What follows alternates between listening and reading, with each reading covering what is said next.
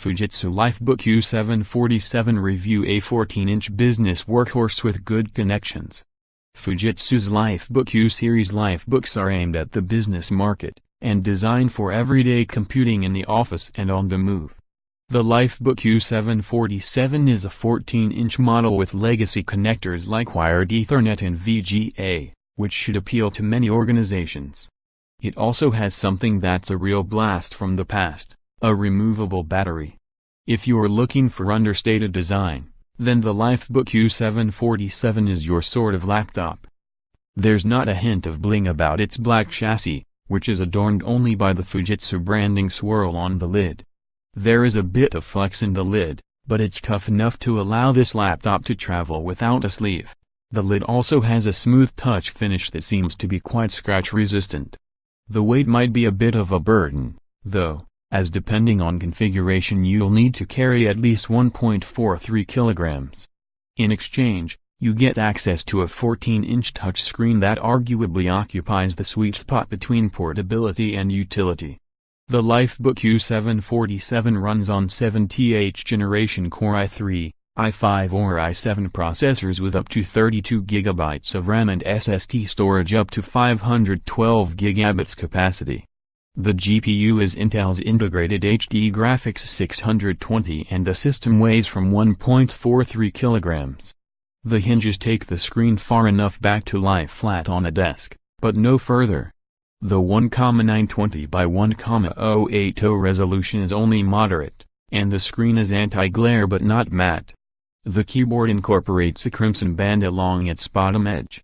It's understated as a brand marker, and is much more pronounced when viewed from the left and right than from a typing position. There are two banks of LEDs, one by the power button that sits above the keyboard and another on the front edge of the chassis, visible when the lid is down. This second bank indicates battery charge, Wi-Fi and power status. The touchpad is nice and wide, easily moving the cursor right across the width of the screen in one sweep. One of the many old-fashioned aspects of this laptop is that there are separate buttons. I'm not against the idea in principle, but they do reduce the touch-sensitive area, and the buttons themselves feel less robust and clicky than I'd like. The touchpad can be disabled with a FN key, and there's also a setting that disables it automatically when an external mouse is connected. That's a nice feature, but I'd have liked an LED either on the pad itself or on the status bar, to remind me which mode I'd set. Occasionally I'd think the touchpad was malfunctioning when in fact I'd simply turned it off.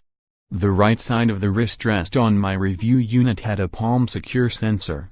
This is a Fujitsu biometric technology based on palm vein pattern recognition. Unfortunately my review unit didn't have the appropriate software installed for me to test this feature. The laptop can also be configured with a more conventional fingerprint sensor. There is a slight flex in the keyboard, but only the heaviest-handed typists are likely to notice it. There is quite a lot of key travel, and a fairly spongy response. It's a distinctive arrangement, but not difficult to live with, and I had no trouble working at my normal touch typing speed. The Enter key is double height and very wide, and welcome attention has been paid to the cursor keys, with additional depth allocated to the right side of the keyboard giving them space to breathe. Fujitsu offers the Lifebook U747 in multiple configurations, so that corporate users can get the precise variant that suits them best. So there are options for Windows version, processor, SSD size, display, including a drop to 1366 by 768, SIM support, smart card reader and the already noted Palm Secure module. My 1,198 pounds, ex.VAT, review sample was powered by an Intel Core i5-7300U processor with integrated HD graphics 620, 8 GB of RAM and a 256 GB SSD, and ran Windows 10 Pro. It also had a touch screen, 4G mobile broadband and the aforementioned Palm Secure reader.